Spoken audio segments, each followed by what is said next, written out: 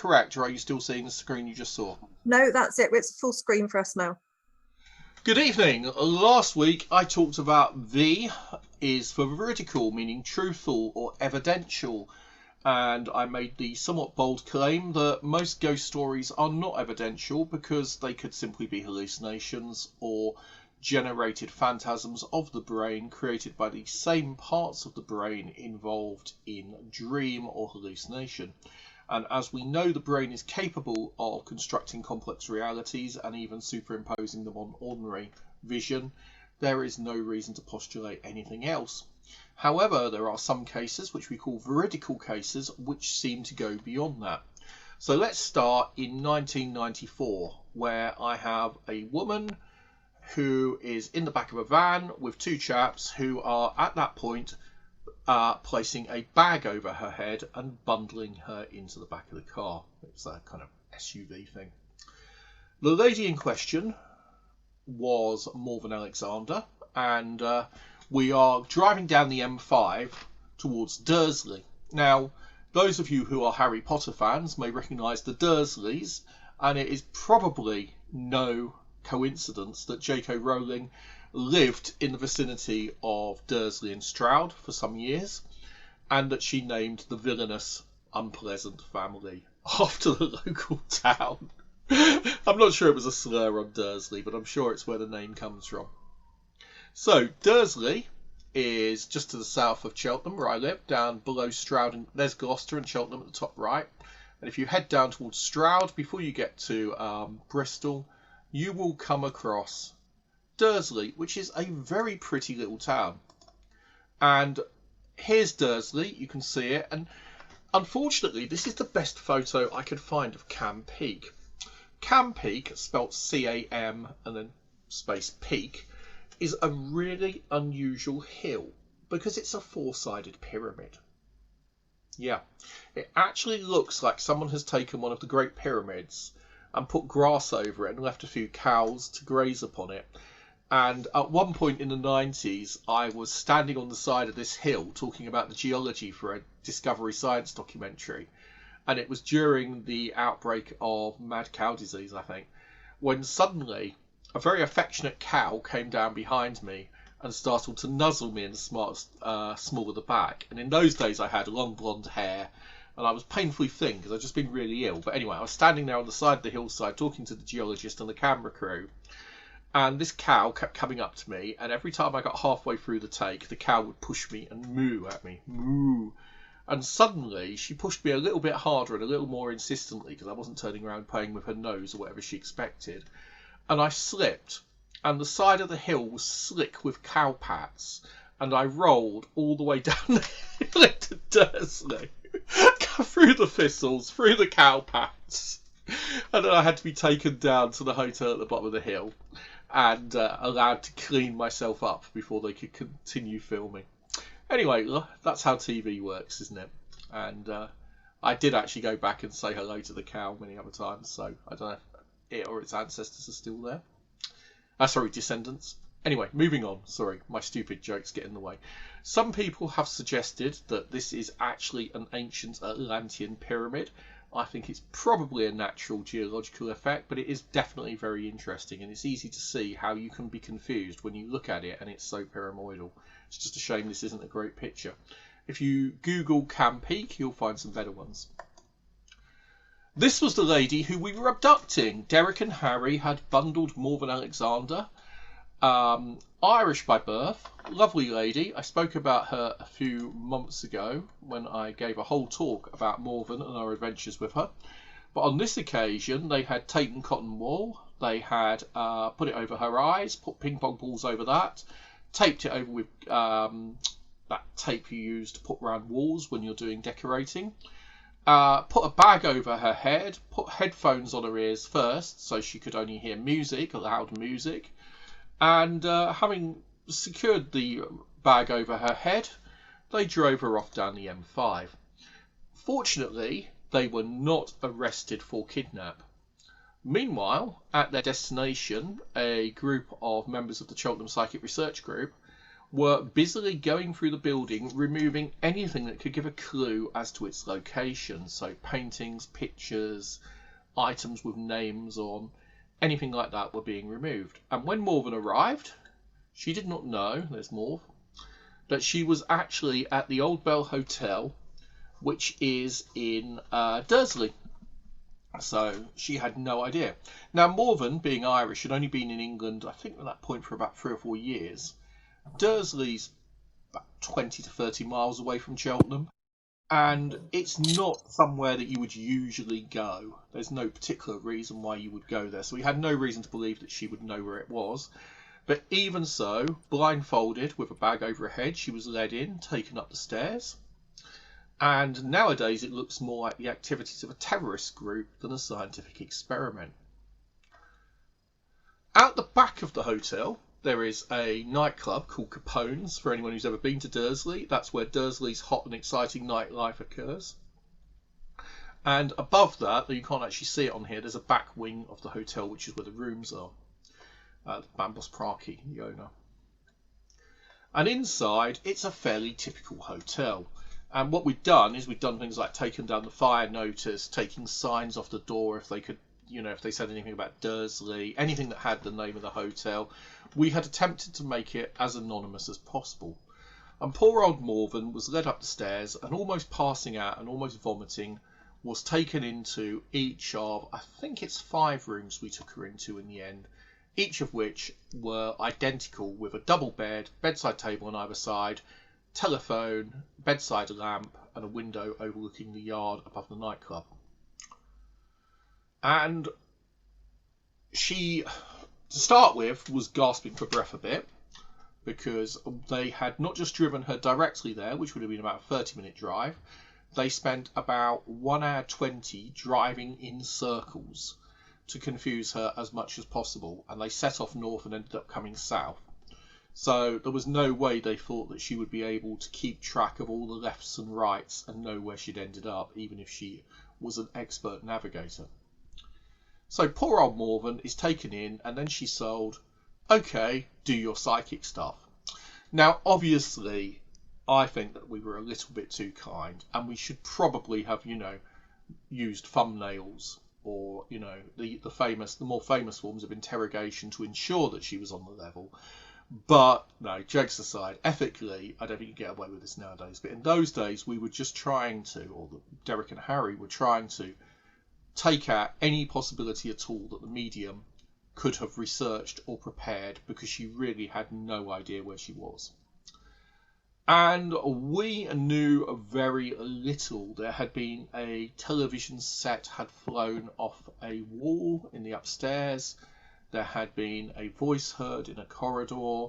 There had been some sightings, apparitional sightings. We knew that the hotel was reputedly haunted, and I think it's in Andrew Green's Ghost Hunters Road book, but I need to check that.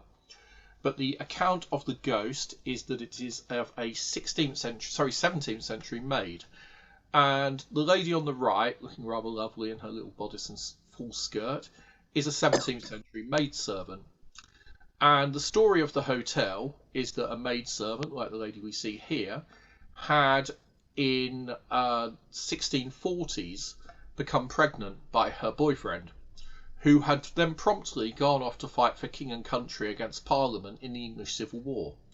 And tragically, he never returned. And being heavy with child, and no way of supporting it, and ashamed of what had happened, she hanged herself, which seems an extraordinarily over-the-top reaction, but that was the story. And ever since, her ghost has haunted the pub, the inn. Well, the Old Bell's certainly old enough, and it's possible, I suppose, there could be some truth in the story, but it's a romantic legend. And therefore, I came fully briefed on the history of Gloucestershire in the English Civil War, ready to see if the medium came up with anything that was useful. We had a couple of chaps as well from Easy FM, which was a Stroud-based, college-based radio station, and they recorded the night's activities and what happened. And they came in with their microphone and recorded everything that the medium said, so that was all taped.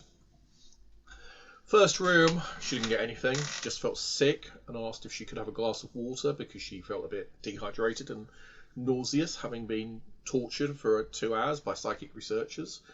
No, hour and a half. Next room, she still didn't get very much, and so on. She went through the 5 rooms. And as she enters one of the rooms, she suddenly says, I can see a woman. She's wearing a black dress, like old-fashioned maids did, with a white pinafore, lace cuffs, etc., etc. And she gives a classic description of an Edwardian maidservant. And the picture on the left is of an Edwardian maidservant. And there's a big difference, as you can see, in the fashions of 1901 to 1910, or 1901 to 1914, which you might take more generally as being the Edwardian period, compared with the fashions of the 1640s on our right. And her description was clearly of the wrong era. And in fact, afterwards, I said to her, I'm sorry, Morven, you were miles away. The ghost is meant to be from 300 years before, but she insisted the ghost came from that period between 1900 and 1910, or 1914, the Edwardian period. She said the ghost was called something like Amy or Emily, Emily, or Amy, Emily, or Emily. And she was quite insistent on this, and she says that name many times. And she insisted that she died by strangulation, not by breaking her neck, but by strangling. And she actually started to go purple in the face. Well, at this point, I insisted that we open the window and sod the experiment, and we let her shove her head out the window and get some breath of air. And basically, I had a bit of a go at Derek and Harry because, you know, it's not on torturing people in the interest of psychical research. Otherwise, I'd be sticking pins in every witch I met. So, yeah, I had a chat with them and said, look, you know, you should have been a lot more restrained about how you did this. There are other ways of hiding a location other than what you just did. But anyway, that was neither here nor there. We had a discussion about it afterwards, and she was fine about it. She thought she actually had volunteered for the treatment. So, she was still insistent that the apparition came from the early 20th century, and the only written source we had placed the apparition much earlier. And so that was how it ended, really. We felt we hadn't actually achieved a great deal. Later that night, Hugh Fawley, the DJ, who was a member of a local industrial band, walked out of the room downstairs absolutely white as a sheet because he had seen what he described as a negative image. So if you swapped the colours on this lady so that her face is black and her clothing is white and so on the other way round, he saw a negative image of a maidservant, he said, in the room directly below the room where Morven said she'd experienced the apparition. I was sleeping on the bed with Derek when the phone rang, and at 3 o'clock in the morning there's meant to be a voice saying something like, it's 3 a.m. that wakes you up.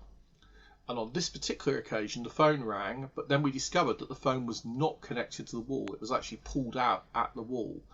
And when I say pulled out, I don't mean pulled out as in the socket has been pulled out. I mean the wires were actually cut. So the phones didn't work. Anyway, I've told this story many times before, so I'll just get to the end of it because it's just to illustrate the general theme of what I'm talking about. At the end of that evening, we went home somewhat disappointed. We had someone see an apparition.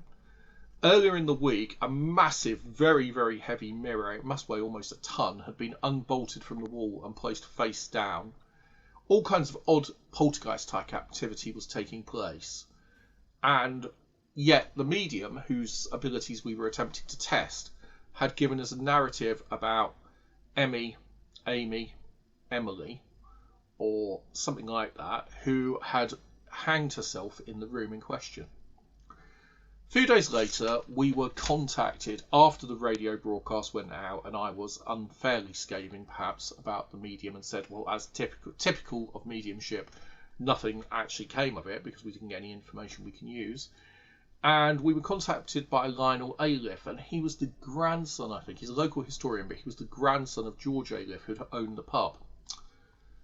And Dursley and District, barmaid suicide at Dursley, everyone down on me. Amy Victoria Amory. Now, that was the point at which my blood went cold. Because Amy Amory and Emmy Emily, or Amy Emily, it's so close, isn't it? If it had been perfect, I would have been more suspicious. but it wasn't perfect. It was slightly out. It was like she had misheard the name. The story is very simple. I could read the whole article, but I'll just summarise it for you. On December the 19th, 1904, a young woman, 35 years old, called Amy Amory, had arrived about a week before and was working as a barmaid and a maidservant at the Old Bell Hotel. And while she was working at the hotel, what should happen, but she's asked, quite not unreasonably, would she mind the bar on Friday lunchtime? And she said, no, I'm not doing that. And she seemed to think that wasn't her job. Perhaps she didn't like being left with a rowdy bunch of drunks, or perhaps she just didn't know how to handle the bar and she was more of a chambermaid. But for whatever reason, she refused. At which point, the owner of the pub, Mr. Aleph, turned round and said, look, I'm not sure this is working out. You might have to go home. Turns out that Amy had had a job for 9 years, which had ended. And I believe because the lady she worked for had died. And then she'd had another job for a year, but she'd been unemployed for 3 months. And during that time, for 13 weeks. And she'd only been 3 months in her job before. So she'd had a history recently of not having much work. And she lived with Miss Mary Donaldson, who was a school friend.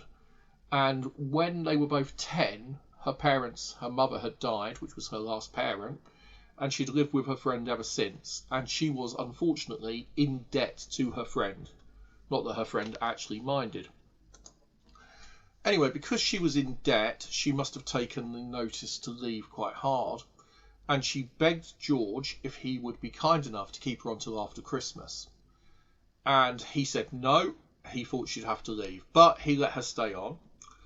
And after she'd been there for 2 weeks, this was 2 weeks in, and on the Saturday, they had another discussion in the morning.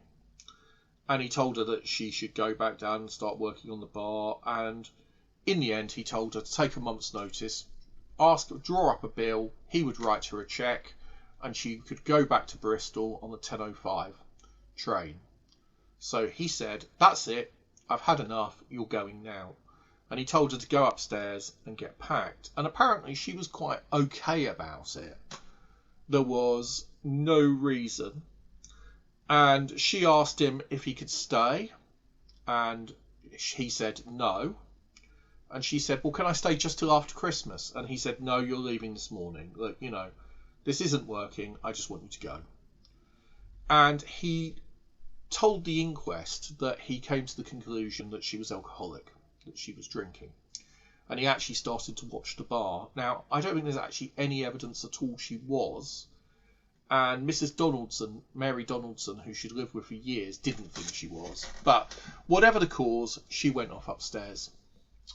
Short while later, 10:05 came, and just before 10:05, she saw one of the other maids, and the maid said, are you going to be going on a train? And she said, no, I'm not going to catch that train. And at 10:30, so that was at about 10 o'clock. And at 10:30, the landlady was going upstairs and the maid had a letter for her. So she went upstairs. The landlady saw her taking it and said, look, I'll have a word with her. And the maid had already tried to go in and said, I can't get into the room because there's a chair in front of the door.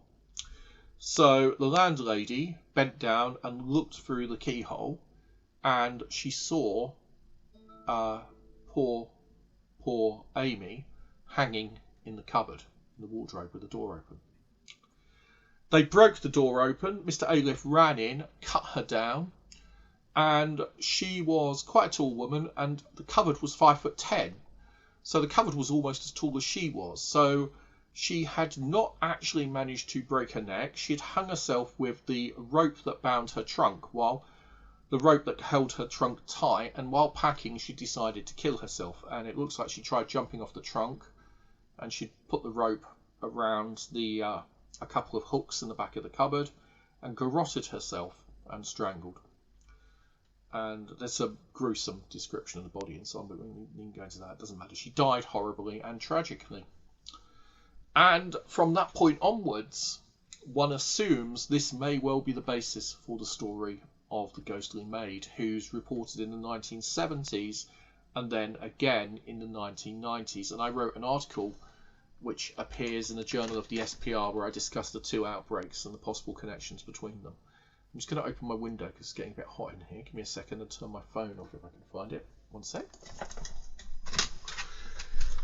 So, there appeared to be quite strong evidence that there was some kind of spirit, and that in some way Morven Alexander, my dear friend, had actually made contact with it. And the Psychic News ran an article about it, which I've got a rather mouldy picture of on the right. So, yeah, about 5'10" in height. She wore a long black dress which didn't reach the floor. I saw her shoes and stockings. Wore an apron and one of those frilled caps. She'd like to help her, and so on. And this is Morven.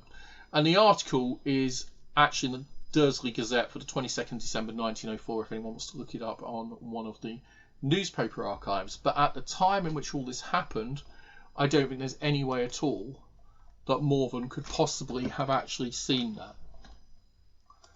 Because it was before the internet, when anyone could look up anything easily. Well, the internet existed in 94, but only just.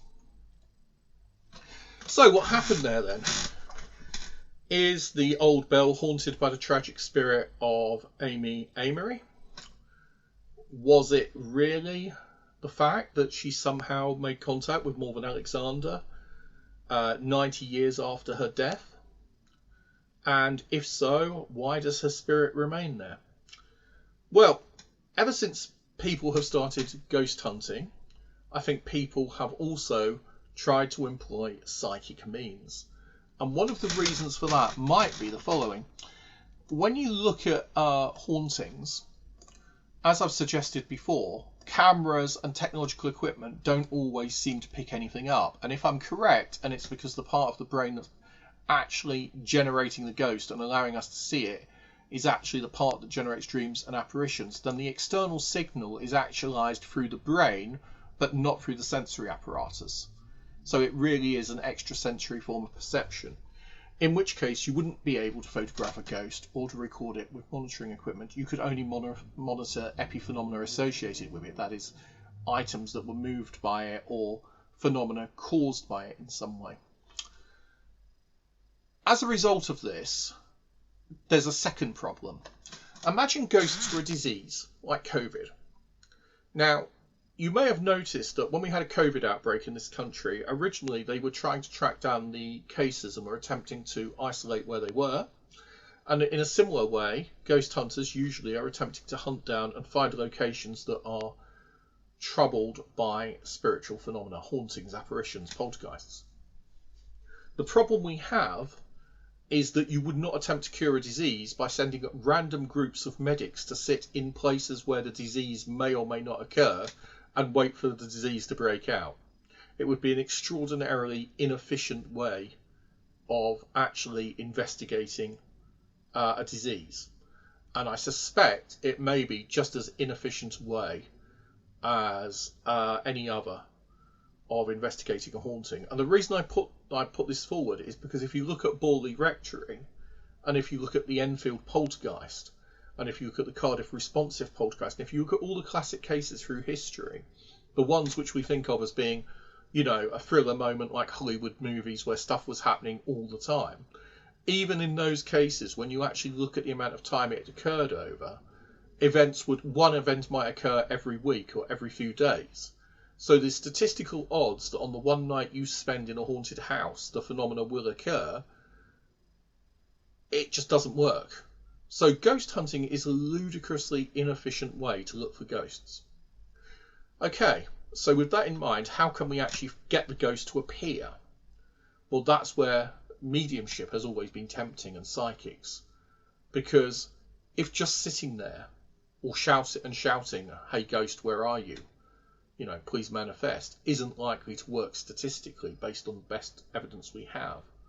If it's an incredibly rare phenomena that only occurs maybe once every 5 years, somebody sees the Grey Lady, then spending all night in a building becomes an exercise in frustration and gets us no closer. So many different cultures have developed methods of trying to summon ghosts, and many of them have used mediums or something similar. When I talk about mediumship, I'm actually talking about different cultures of mediumship as well. In the UK and North America, I normally mean spiritualism, which is the religious movement that began with the Fox sisters, which carried on through the 19th and 20th century. And during that time, spiritualism actually has fragmented. There's a Christian spiritualist church, there are non-Christian spiritualists, there are even radical atheist spiritualists. Rolls Group from Bristol and Arthur Findlay did not believe in a Christian God or any kind of God, but were in fact atheistic, but believed in a life after death. And I still remember the confusion on the Richard Dawkins forum when I was trying to explain to them about atheist spiritualists, but there you go. As well as the Western tradition of spiritualism, we also have Spiritism. And those are the followers of Allan Kardec. And Kardecicism or Spiritism is mainly common nowadays in France, parts of continental Europe and South America.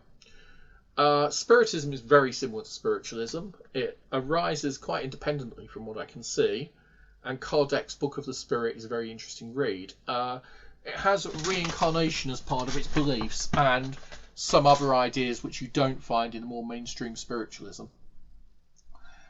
You've also got spirit religions such as the famous Voodoo, Santeria, Candomblé, and those spirit religions, which may or may not include spirit possession of shamanic priests by loas or deities or by ancestors, are common across West Africa, Southeast Asia, and other parts of the world. And spirit religions generally also have the same kind of concepts, but obviously a different religious format. And spiritualism in Buddhism or spiritualists in Thailand or Japanese mediums are extraordinarily different to Kardecicists in France, to spiritualists in Slough or Stow-on-the-Wold. And if you were to go to California, you would find the New Age channelers, who again hold congress with spirits, but who very often are using notions taken from the New Age, like energy, vibration, cosmic consciousness, Edgar Cayce or Edgar Cayce, and all kinds of other modern notions.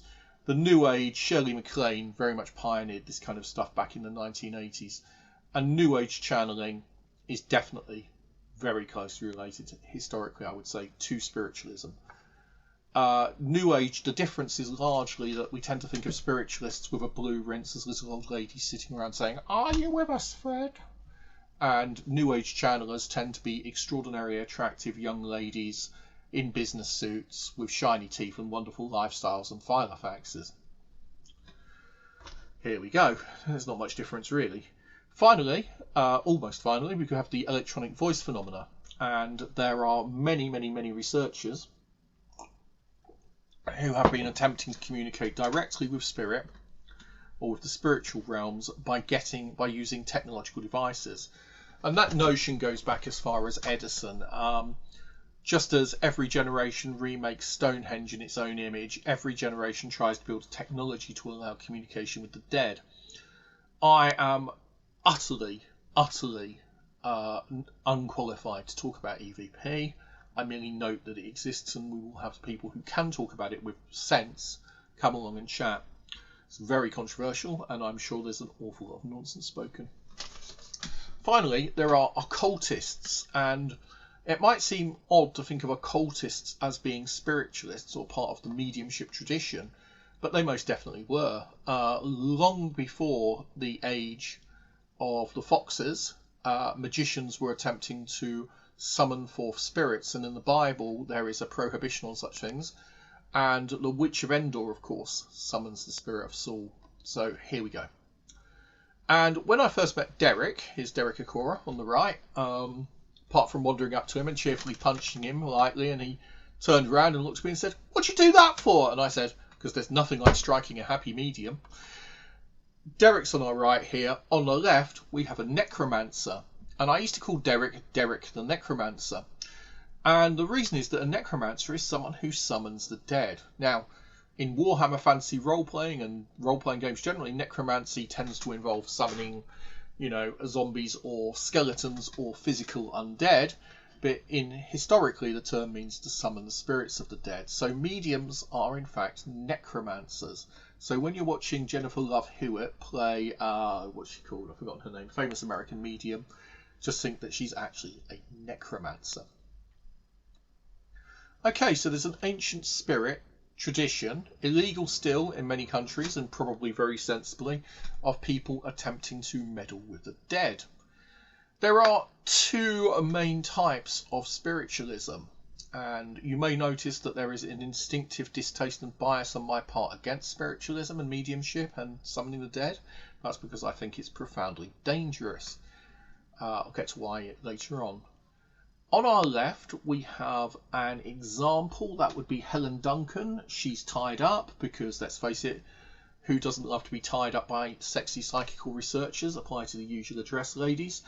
And here she's regurgitating ectoplasm, though it looks like Andrex. You can imagine a little golden puppy coming on and running off with that.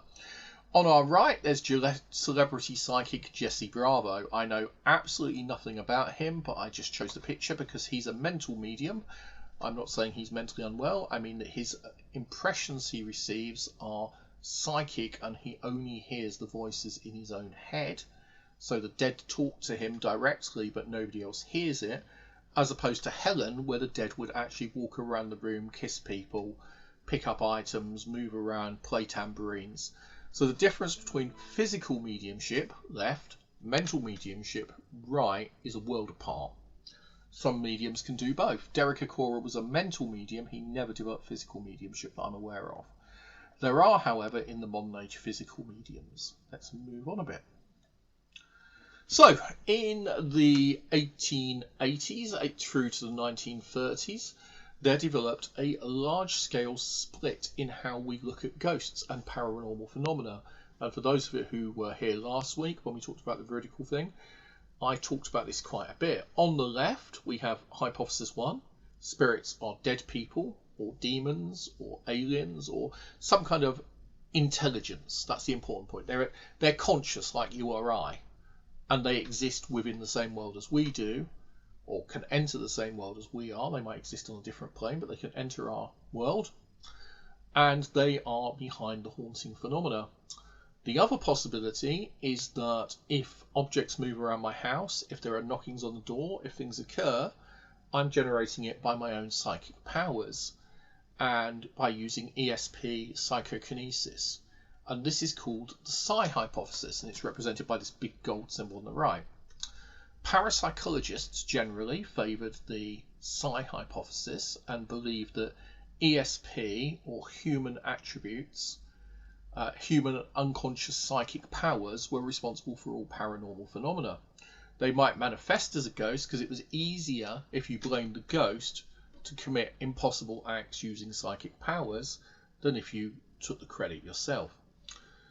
Everybody else took the attitude it was the dead, and we talked about the Chaffin Will case last week as evidence of survival of life after death, and the big issue between them was, do we survive? Now the problem is that any evidence that you can bring for mediumship, you can argue against using ESP. The reason that you're telling me where my grandmother hid the family jewels is because you're reading my mind and she told me but I forgot. The reason you're able to tell me where my grandmother hid the family jewels is that she unconsciously demonstrated it to my sister, who read her mind when she was alive. My sister's still alive, I read her mind, and you're reading my mind, so though I don't consciously... Do you see how incredibly elaborate these ideas become? But you can always find a way to argue against it, against survival.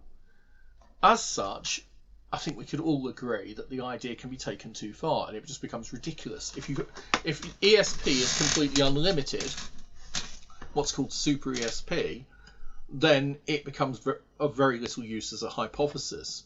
And anyway, it's a miracle. You're using one miracle, ESP, to explain another, ghosts.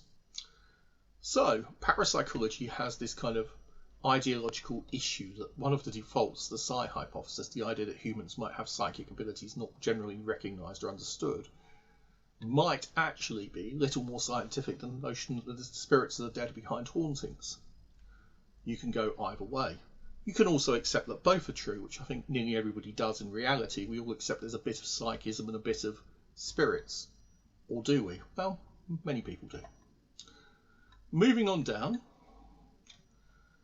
ESP has traditionally been tested using methods such as Zener cards and experimental protocols in university departments by people who actually generally have a wage and some degree of respect, even if most scientists think they're nuts. That's the parapsychological tradition. On the other side, the spiritualists tended to not have much faith in any of this rubbish and believed instead that mediums were able to talk to the dead because, you know, evidence and ghosts and voices from beyond, etc., etc. So the two groups both developed their own ghost hunting traditions and their own way of dealing with hauntings and apparitions. The parapsychologists would look for a human agent and would blame a poltergeist, and they would say that a troubled individual, often supposedly an adolescent woman, but in reality not at all. When you actually look at the case data, there's no evidence for that hypothesis. If you read my article, Sex and the Unmarried Poltergeist, you will discover that there's very little evidence that sexuality is in any way whatsoever involved with hauntings. There is some evidence that hauntings might be related to masochistic personality traits, whatever that means, from an Italian study in the 80s, but there's very little evidence at all, as I say, for the notion that young women are behind most poltergeists. And the spiritualists would use a different approach where they would go to a property, they would make contact using a medium, talk to the ghost, they would discover a story that would explain why the ghost was haunting, they would set about making amends and move the ghost on, which is a much more emotionally satisfying method perhaps than trying to use psychotherapy to cure the uncontrolled energies manifesting as a poltergeist. Who knows? Both could be true. These two figures rather wonderfully summarise what became that major divide. At the very beginning of the Society for Psychical Research, the figures who held the first meeting were nearly all spiritualists, and a number of first-rate intellectuals who were interested in ghosts agreed to join, but only if the fellow on the left, Henry Sedgwick, a moral philosopher from Cambridge, was the first president, and he dedicated the rest of his life, and his wife after him, to the Society for Psychical Research. And his passion was to try and explain things in terms of scientific methods. And his friend Frederick Myers, who came from Cheltenham where I live, came up with the notion of telepathy in 1894, the notion that you could have thought transference between two individuals, and that could explain a lot of haunting phenomena. On our right, we have the Reverend William Stanton Moses. He was a brilliant figure, an intellectual, largely forgotten outside spiritualist circles now, but he was at least the equal, I think, of Sidwig in many ways intellectually. But unlike Sidwig, he was a committed spiritualist. And he believed that he was receiving strong communications from the other side, and that soon science and his friends, people like Crookes, who was another famous physicist and spiritualist, and other physicists at the time who were experimenting with spiritualism, would prove that life extended beyond the grave and that we never died, that we would have ways of talking to those beyond. And a very common idea amongst Stanton Moses' friends and the followers of the Imperator band of spirit controls was that eventually technology would be developed that would allow us to communicate with the other side, and that spirits would lead us in those experiments. In 1882, the Society for Psychical Research was founded, and it included both the, if you like, more skeptically minded, certainly anti-mediumistic Psi researchers, and the spiritualists. And they fell out, and in 1888 Stanton Moses left and formed a society called the London Spiritualist Alliance, or that's what it eventually became, and the SPR continued under Sidgwick et al. And Sidgwick and his friends had made themselves unpopular by debunking and catching in fraud a large number of physical mediums. Now, as it happened, ironically, they then went on to be convinced of the truth of mental mediumship, and that they were receiving what appeared to be communications from the other side. It's a complicated story. I'm not going to go into it now, but the two factions from then on regarded one another with utter contempt, or very often with utter contempt, and they were both regarded with contempt by the reductionist scientific men who were often atheist or agnostic, who regarded the whole thing as a load of nonsense. Those two factions eventually make it down through the decades into two different forms of psychical research we find even to today. On our left, we have the Society for Psychical Research that was founded in 1882 and which is still going. You can join the SPR. They're at www.spr.ac.uk. And there you will find a great deal of emphasis on journal literature, scientific experimentation, and so on. On the right, you will see the Arthur Findlay College, where the spiritualists are to this day still busy working on mediumship, development circles, developing spiritualist techniques, and on carrying out increasingly complicated experiments to try and prove the reality of life after death. So these are the two pillars of modern psychical research. And because I come from the tradition represented by the SPR, I don't very often talk about the spiritualist side because I don't want to misrepresent them. But I'm very sympathetic to both because why wouldn't you be? Okay, and also because the spiritualists have got much nicer headquarters than we have. Moving on down, the physical mediumship wasn't entirely forgotten, and although it takes place at the Findlay College, there was also a new society set up in 1990. And it was set up by friends and family of Noah Zerdlin, who's seen here at the top. And he had been taught physical mediumship by Leslie Flint, a very, very famous in the 1950s. Both of them in the 50s, 60s, 70s were famous figures who were able supposedly to manifest the dead physically in a darkened room. And many, many people who I've met and talked to over the years saw Flint in action.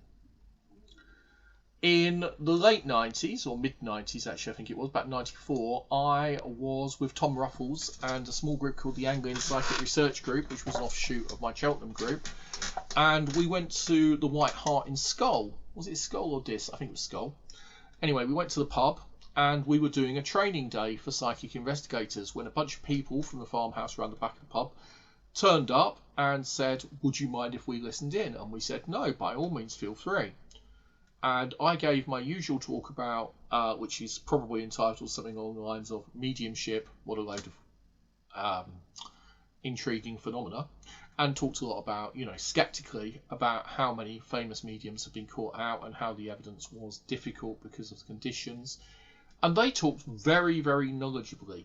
The lady who was with us talked very knowledgeably about mediumship, and we had no idea who they were. Turns out that we had chosen a pub and a town, a tiny town in Norfolk, where some of the what were to be greatest figures in the history of spiritualism were conducting some experiments which could change the world. Or at least it seemed that way in the 90s. And this book on the left deals with the Skull experiment. What the Skull experiment involved was a group of spiritualist mediums who had decided to abandon the notion of ectoplasm, and they'd got this strange glass dome you see on the right, and they used to put rocks in it, and they were told by Spirit to build this kind of apparatus. It's a very simple apparatus. You could buy a copy. It's basically the kind of thing you put orchids or something like that in, I think, isn't it, or clocks? But it's just a wooden cover, and you put some rocks in it, and you charge it up, and you sit around and you hold a seance. And they had a room that was blacked out and was prepared in the basement, and using this new principle of energy-based mediumship, as they called it, they got phenomenal results. And so phenomenal were their results that they invited the Society for Psychical Research to send down skeptics, investigators, believers. People would go down there. Scientists were there all the time, armed with equipment. And the Skull Report, which was originally published as a proceedings of the Society for Psychical Research, is 300 or 400 pages of detailed observations written by people. Montague Keane, who was an electrical engineer, Arthur Ellison was an electrical engineer. I think Montague, I can't remember what he did. Was he an agronomist? I think so. He was certainly connected with the Royal Agricultural College, Cirencester. and David Fontana, who was Professor Fontana of Cardiff University, a psychologist, were utterly, I think, or very strongly in favour of the phenomena. Having observed it, they felt that they had seen things that could not be explained by normal means. And also, there were other people who went who weren't convinced. So the Skull report also has a minority report. There's no overall consensus. And some of the scientists said no, and some said yes. And it comes down to, you can read it and make your own mind up on the Skull report. It's definitely worth looking up the Skull report. Just Google it. The books are really fascinating. It is incredibly mind-blowing stuff. All I can tell you is I never went.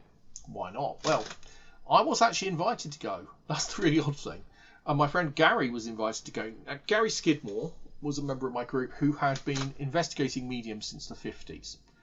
And he was an expert in investigating physical mediums. And he knew exactly what he was doing. Because it was the other side of the country to us, it was in Norfolk, but it was only sort of 15 miles from my parents' house. So what we decided we'd do is we'd drive over, stay at my parents' and go. And in fact, we did that a few times. And Gary went. But I only went as far as the car park where we dropped him off because of my Christianity, because of my vague distaste for dealing with spiritual entities I can't see, and largely because of the fact that I wouldn't accept advice from somebody on a bus about how to live my life. I usually don't listen to what spirits tell me. In fact, I'm notorious for not listening to what spirits tell me, which is just as well because I'm still here. That's another story for another time. Anyway, the fact was that I decided, no, it just creeped me out, I don't know. But Gary went down there, and I really wish I'd gone with him, because when he came back, he was trying to explain to my parents that he had seen a figure, like the Virgin Mary, like a statuette, but her eyes had glowed with an intense light, and she just appeared on the table, and he'd seen little balls of light that moved around the room and touched him and felt them physically moving up and down his body. And the phenomena he experienced seemed to be, from his descriptions of it, bearing in mind that he had spent many, many years involved in debunking physical mediums, and that he was extraordinarily sceptical about some well-known physical mediums of the 80s and 90s, some of whom are no longer with us, who he believed were nothing more than fraudulent. So the fact that he was convinced by what he was experiencing actually shook me quite a lot. And he went back and he reported things such as they had things like newspapers appearing and coins and apports. And I finally agreed that I would go, and then some communicators from the future, from an alien, I don't know if they were alien or not, but some kind of far future civilization got in touch and told them that the experiment had to end. And that was the end of it. And many of the people involved moved to Switzerland. They're now in Spain, and they're starting the whole thing up again. But they can only work at the time that their spirit controls on the other side work. I do not know what to think of any of this. It's entirely up to you to draw your own conclusions. It's not for me. But at the end of the day, the Skull report, I just mention it because it was such an incredibly significant aspect of mediumship in the 1990s. And I think we all should have respect for the diligence that went in by both the mediums and the psychic researchers in working together. Okay, so that brings us back to the vexed question of should we use mediums to investigate ghosts? And the official reading from this organisation, ASSAP, is no, we don't use spiritualist mediums. Founded in 1981, they were a bit of a backlash against the university scientifically, experimentally based 80s in parapsychology, which was all about Gansfeld experiments and sitting around in labs and doing thousands of ESP trials and putting galvanic skin response monitors on people and looking for signs of precognition. Basically, at that point, they felt ASSAP was born out of SPR members who felt that nobody was actually going out and investigating hauntings anymore. And a very senior member who left, Hugh Pincott, and a number of very senior members of the SPR chose to leave, and they set up a new organisation, and one of those was Hilary Evans, but you also had people like Morris Townsend, Val Hope. There were a whole load of people who left the SPR and created a new organisation. And from the beginning, ASSAP was very scientific, but it was also about actually doing stuff and investigating. So, let's move on away. Now, as I said, for the last 15 or so years, Dave Wood has been very strongly moving us in terms of scientific investigation, but there is also a tendency for us no longer to use much in the way of equipment on our investigations. And the reason is because things like magnetometers, which are used to measure Gauss fields, and scientific equipment is really hard to actually use in someone's house. It's really hard to calibrate it and set it up, and most of us aren't electrical engineers. And when we do have electrical engineers and we do have physicists who can use the equipment, the readings are still as anomalous and confusing as the readings that the Max Planck Institute took at Enfield, or Pi took at Enfield, or the various groups of physicists who went to the Rosenheim poltergeist found. So, what does ASSAP stand for? Well, it stands for not using spiritual methods. And here we have a bit of an embarrassing situation. What do I mean by that? Well, I took over his chair a couple of years ago, and I wasn't around for most of the 80s, so I wasn't aware very much about how ASSAP's early history had gone. And I myself had in the past experimented with mediums, as you've heard, Morven, in an attempt to try and find some kind of evidence. But because that very rarely happens, you very rarely hear, well, the medium told us this and we checked and it was all true, do you? So therefore, maybe it was just coincidence, otherwise it would happen more often. Anyway, I had to give up on all such stuff when I joined ASSAP, and then I started reading and I saw this. ASSAP's News, number 7, 1983. The mystery of Runwell, reputed to be the most haunted village in southeast Essex, may have been solved by EarthQuest, a group of researchers led by Andy Collins. Their method of working is exemplary of how Project Albion can operate. Using place names, local legends, psychics, and historical research, they may have discovered the meaning behind the strange design of the Runwell cross, a diamond-shaped motif unique to the area. What? Hang on. Using place names, local legends, psychics, and historical research? Doesn't sound much like ASSAP, does it? No. So, at that point I got interested, and I had a quick look. And I found this article on psychic questing, and I could vaguely remember that ASSAP in the early 90s held a psychic questing conference. And this is actually from June the 18th, 2021. Could psychic questing be the answer to your lockdown wanderlust? It was a thing in the 1980s when many psychics, adventurers, and hardcore archaeologists were all on the hunt for the Holy Grail and the Spear of Destiny, holy artifacts linked to Christ's crucifixion. Many felt the quest for the Grail was as much a spiritual inner journey as an actual treasure hunt, and along that pathway, the worlds of psychic information and archaeological evidence collided, creating psychic questing, which used psychically received thoughts and information, be it via dream meditation, meditation, vision, or spiritual encounter, to explore the history, seek an artifact, or become personally enlightened.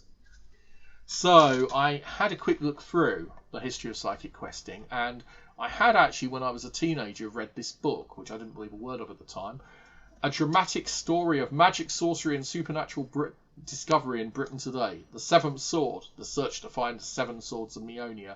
And that's by Andrew Collins. And Andrew Collins was an early member of ASSAP, and that's what the references we're reading here are about. It was psychic questing, by which they ended up involved in a lengthy magical conflict against the secret society, and there was a black alchemist, and I don't know the story, I can't remember, I only read the first book. But the important thing about the story was that Andrew is still going today. He's still very much involved in his historical research, and ASSAP were, by association at least, involved in that first exciting phase, though never actually involved in the Seventh Sword. That was his own group in Birmingham, I believe it was. And there were a couple of books by Graham Phillips and Martin Keatman, who were two other very famous ASSAP members. The Greenstone, if you only read one book in your life, read this one. If you read two books in your life, read it twice. Psychic news. I love this because this is the story of so many of my experiences. The true story of a paranormal investigation that went horribly wrong. Now, the interesting bit about this is that the Greenstone is the same story as the Seventh Sword. I actually find it much easier to read for some reason, but told from Graham's viewpoint, not from Andrew's viewpoint. And I think they'd had a falling out by the time they both wrote their accounts.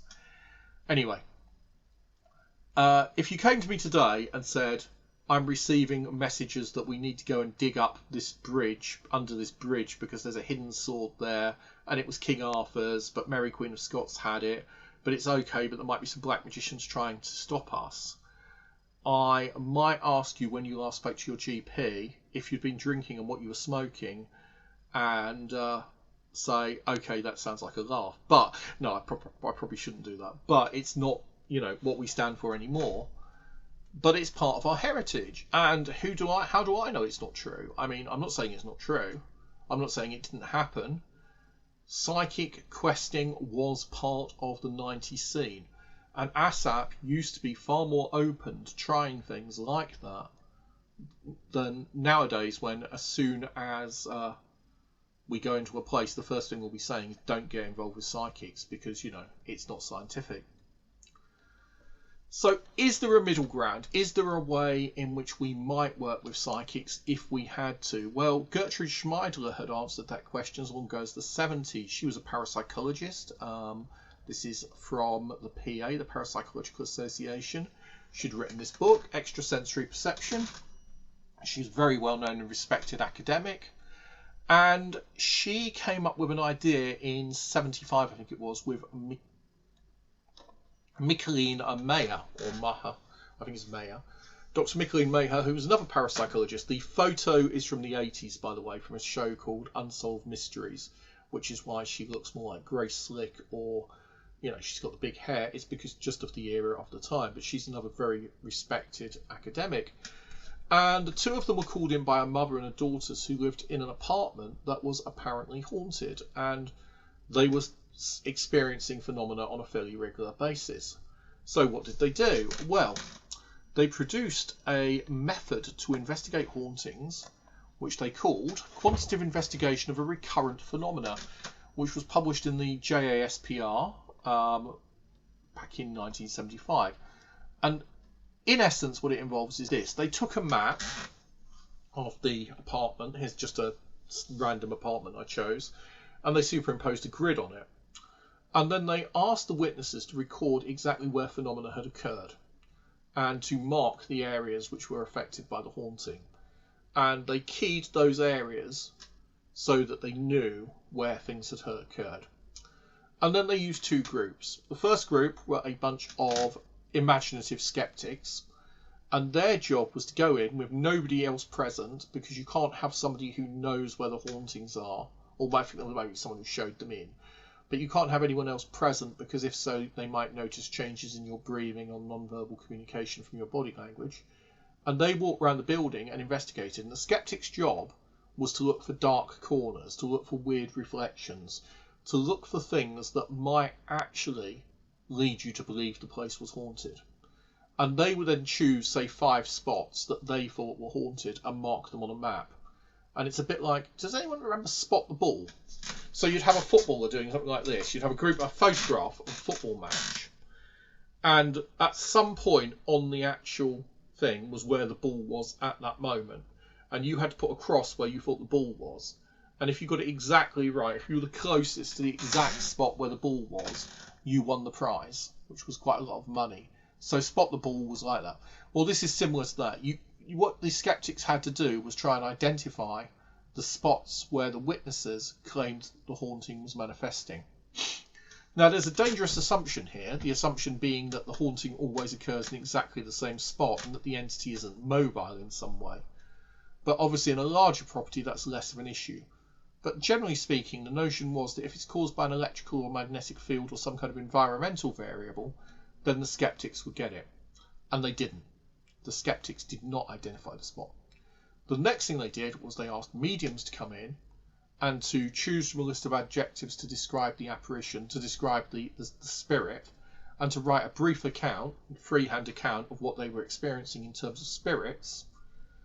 And the mediums were brought in one at a time, not being allowed to confer. And what was discovered was that the mediums had a much higher rate of agreement with the witnesses. They were able to identify where the ghost had been seen and roughly the kind of things which occurred. And they also had an agreement on the attributes, male, elderly, angry because somebody else is in his bathroom, that kind of thing. And so this was developed as a method of testing whether mediums could actually be useful in attempting to resolve hauntings. And it's possible to mathematically model how close you are and see if it's beyond random chance, which is probably beyond my mathematics, but it's not really that difficult if you've got a grid. So, there are ways of testing it. You can work out if you put 5 random spots, how far away something would have to be. In fact, maths isn't that complex at all. But anyway, it's just made more complex by the presence of walls, but we won't get into that. So there is a mathematical way of testing mediumships, hence a quantitative, but there was also a qualitative effort, and the qualitative is the words. Quantitative numbers, qualitative words. So I think there is always room for ASSAP to experiment and to use new methods and to try things out. I think there's all kinds of scope for working with, experimenting with mediums and psychics and people with those kind of powers. But you can't take them into someone's house ethically unless you have some evidence that, you need to actually try and provide a scientific-based solution. The problem is, people don't want a scientific-based solution. When people call me up, what they actually usually want is for the problem to go away. They want to stop being scared and be able to go back to sleeping in their own bed. They want their children to stop being harassed. They want all the stuff that's going on in their house to stop. And therefore, what they're looking for is pastoral care. They're looking for someone who can solve the problem. They don't have any faith in a bunch of weird scientists in silly hats. No matter how many journal articles on parapsychology I can cite, no matter how many texts I might know on mediumship, they want someone who can talk to the dead and solve their problem. Usually, I attempt to establish what religious tradition they're from, and I attempt to work with, whether that's Hindu, Christian, Buddhist. I usually attempt to work with ministers and refer them to help in that way, and I attempt to be reassuring and drink coffee with them and do what I can to assist. But from the scientific viewpoint, 9 times out of 10, they actually seem to lose interest and just go off and find a psychic on their own. Does that mean we should work with psychics? Well, we are a scientific organisation, and therefore we must scientifically study the role of psychics. Does that mean that we should allow random loonies into people's houses? No, we need to work with people who we know and who we can test. And there was some experiments on this line, and in fact, back in the 90s in Cheltenham, Parapsychology, the Myers group here, investigated the Everyman Theatre, which is a very large building. And we tried the same experiment of taking in people who were purportedly psychic. And what we found was that most of them had very little agreement with where the apparitions had been witnessed in the past and where the stories were based. However, one of them, Lloyd Graney, was almost a perfect match. Now, for those of you who know Lloyd Graney, he's not the kind of fellow who you expect to be a psychic. He's actually an IT nerd, a gamer, and a good bloke, but I would not expect him to, develop mediumistic talents. Yet he was able to identify each of the locations reasonably well. It's a complex story. The report is complicated and still sitting here waiting for proper analysis, I guess. 15 years on from when we first did it. It's an experiment that deserves further effort, but you need to think about the protocols and people need to go through it and do it properly. Is the scope for ASSAP to move that way? Perhaps. Should we just give up on the whole idea of psychics? Perhaps. But at the end of the day, we have to stand for something and we have to carry out research, and it's a legitimate avenue that could be explored in the future. So, moving on from the Everyman, finally, is there much evidence, scientific evidence, for spiritualist phenomena? Well, you asked Trish Robertson and Archie Roy, no longer with us, Archie, sadly, both brilliant people, both psychical researchers. They would say yes, and they conducted a series of experiments that they called Psychic Research Involving Selective Mediums, or PRISM. And they did it over a number of iterations. The first iteration was that they would have a medium choose somebody at random in a bingo hall, for example, where it was an audience roughly homogenous in age and class, etc. And so the person in seat number 77 would be given a reading. The statements given by the medium would be typed out. The form would be handed to everybody in the room. They would all be asked to mark, is this true of you? And the notion was that it would take out the possibility that the statements are just so vague. You knew a John, he liked gardening, he died of heart, had chest pains and passed through heart condition, could apply to almost anybody perhaps. So the notion was that they would try that. And in fact, they discovered that in reality, the person in the seat did accept more, but that could be down to the well-known Barnum effect, which is if you know you're the subject of the reading. They repeated the experiment and they claimed that they had incredibly significant results when the researcher and the medium were in a different building and nobody who was in the target building knew which seat had been selected. So when they answered the questionnaire, they did not know they were the target.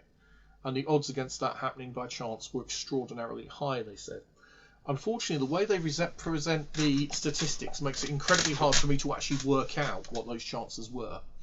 But what I do know, and what I believe to this day to be true, is that one individual, a Scottish individual, a medium, was responsible for the majority of the hits. And there was no way under those conditions he could have cheated. And what it appears is that a small number of the mediums were exceptionally successful and that they massively distorted the overall thing. So what it could actually mean is that some mediums, some psychics, are genuine. It's just 90% of them are actually not and are deluded and just think they're psychic or have a weak psychic gift. And that psychic ability is very unevenly distributed. And the very few individuals who are genuinely psychic, well, what are the odds they're going to come to us and want to research with us? I don't know.